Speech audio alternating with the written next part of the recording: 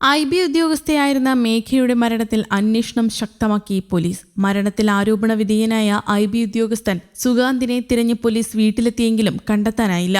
സുഗാന്ത് സുരേഷ് ഒളിവിൽ പോയത് മാതാപിതാക്കളോടൊപ്പമെന്നാണ് സൂചന.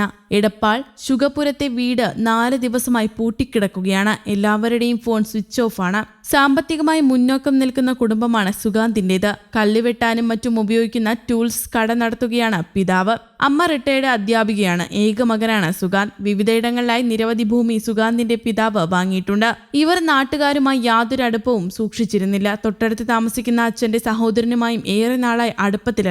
നാട്ടിൽ സുഹൃത്തുക്കളൊന്നും സുഗാന്തിനില്ലെന്നും നാട്ടുകാർ പറഞ്ഞു.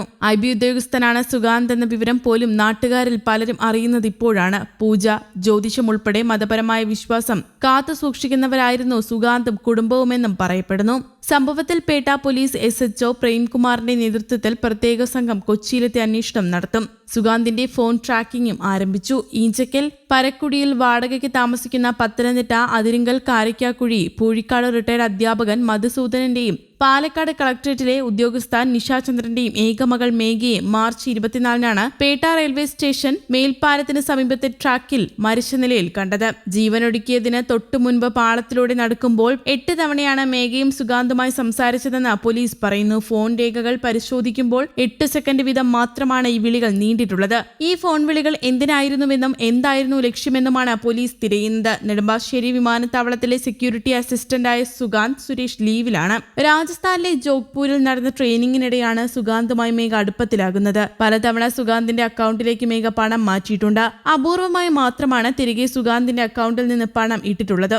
സുഗാന്തിനെ കാണാൻ പലവട്ടം മേഘ കൊച്ചിയിലേക്ക് പോയിരുന്നു. സുഗാന്ത് പലവട്ടം തിരുവനന്തപുരത്തും വന്നിട്ടുണ്ട്. എന്നാൽ യാത്രാ ചെലവുകൾ വഹിച്ചിരുന്നത് മേഘയായിരുന്നു. മേഘയ്ക്ക് മേൽ കൂടുതൽ ഭീഷണിയും ചൂഷണവും നടന്നതായി സംശയിക്കുന്നതായും കുടുംബം പറയുന്നു. ഫോൺ ഓഫാക്കി ഒളിവിൽ പോയ സുഗാന്തിനായുള്ള തിരച്ചിൽ IBയുടെ സഹായവും പോലീസ് തേടിയിട്ടുണ്ട്. മുൻകൂർ ജാമ്യത്തിനുള്ള ശ്രമം ആരംഭിച്ചതായും സൂചനകളുണ്ട്. അതേസമയം സുഗാന്ത് ഒളിവിൽ പോയത് പോലീസിന്റെ വീഴ്ചയാണെന്നാണ് കുടുംബത്തിന്റെ ആരോപണം. സുഗാന്തുമായുള്ള വിവാഹം നടത്തിക്കൊടുക്കാൻ തയ്യാറായിരുന്നുവെന്നും എന്നാൽ മകളെ സാമ്പത്തികമായി ചൂഷണം ചെയ്യുകയായിരുന്നു അയാളുടെ ലക്ഷ്യമെന്ന് മേഘയുടെ പിതാവ് മധുസൂദനൻ പറഞ്ഞു. മകൾക്കും സുഗാന്തിനും ഒരേ ജോലി ആയിരുന്നതിനാൽ ബന്ധത്തെ എതിർത്തില്ല. വിവാഹം ആലോചിക്കാൻ സുഗാന്തിനെ വീട്ടിലേക്ക് ക്ഷണിക്കണമെന്ന് മകളോട് പറഞ്ഞിരുന്നു. മകൾ ക്ഷണിച്ചപ്പോൾ അയാൾ ഒഴിഞ്ഞു മാറുകയായിരുന്നു. സുഗാന്തിന്റെ മാതാപിതാക്കളോട് നേരിട്ട് ബന്ധമില്ല.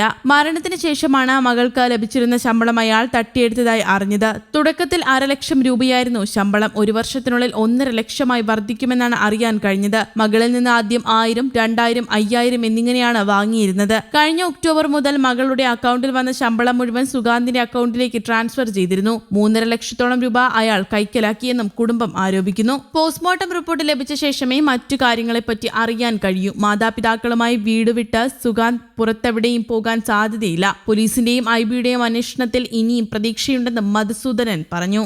News desk, Kerala Kaumudi.